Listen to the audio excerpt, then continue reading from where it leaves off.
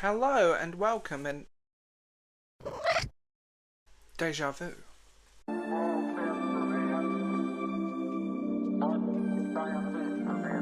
Hello and welcome back. So I've been receiving a lot of comments on this channel and my main channel that apparently I'm AI, and it's always on videos where I am the floating Zordon head avatar. And that's a thing that I find bizarre. And I've noticed a trend in those. It's this person has an opinion I disagree with. I cannot comprehend someone not having the same opinion as me. Therefore, you end up, they just write it off. And I want to say this, if I was artificial intelligence, AI wouldn't sound like this. I hate the sound of my voice.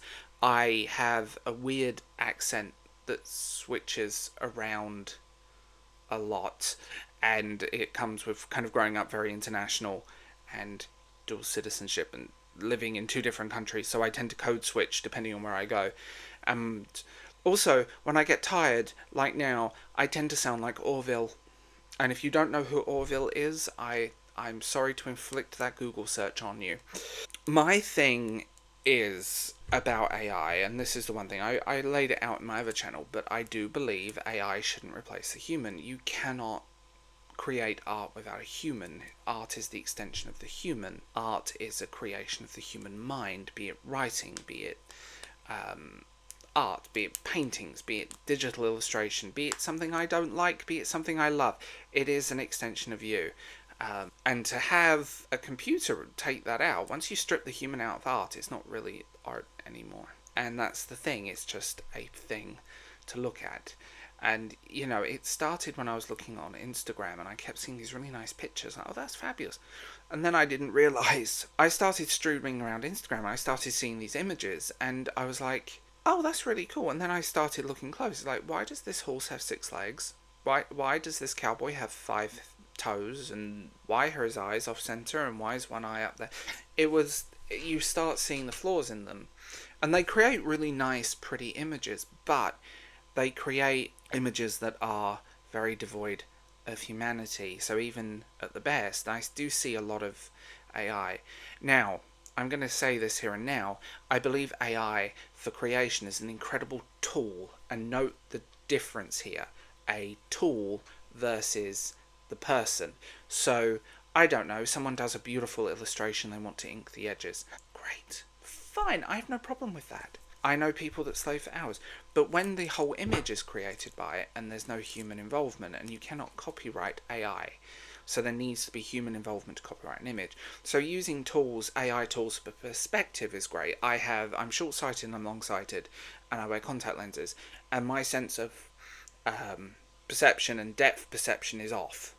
So having a tool that does it, and this has existed for years, there's an AI version and a manual version, and it just centers you and you can work out where everything is. Because if you have that, my eyesight is atrocious without lenses or glasses, and like my vision does that, it goes in and out of focus because it's my eyes are fighting each other, which is weird. So it ends up becoming, I don't know, having tools that are very useful versus I need a picture of a goat riding a camel in the Sahara Desert with a sword versus I'm going to draw that and I'm going to create that. They are fundamentally different things. There is no creativity really with AI, but again, a tool. I know several artists that use it as a tool for depth perception, but also things like, for want of a better word, shading. Like light, moving the light around so you can work out where your shadows go. That's a really useful thing. And that's an AI thing as well. But it does require you to sit there and go, okay, there's my image, my line drawing, where are the shadows? Which way is he facing? Especially if you're overlaying images, and it will work out where the shadows are based on the background image and put them into the front image. But you still manually have to go in and draw those shadows and fill in those elements.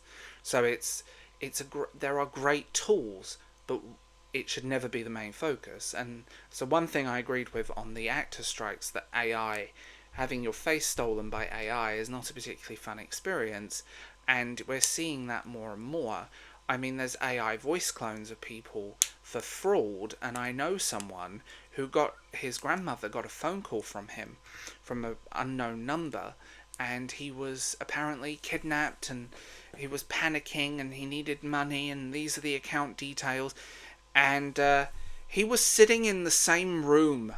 He was sitting in the room when this happened with his grandmother, and this is becoming a thing. Like, there needs to be some sort of control here, because you'll never stop fraudsters, but I think having some level of control is bizarre. It's just frustrating, because I know the arts industry is already basically in trouble. There is no if, buts, and maybes. You've got comic book artists and well-known writers begging on TikTok and Instagram and Twitter for GoFundMe's because they're not earning money. I know people who've left the arts industry because they couldn't make money, because they couldn't pay themselves a living wage.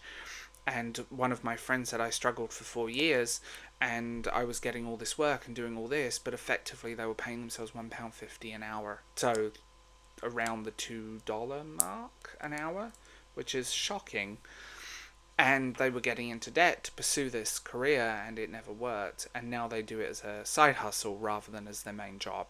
Ironically, I dipped my toe into the arts industry in the 2010s, and I used to work for a graphics design company at one point that went into administration, and for the Americans that means going bust.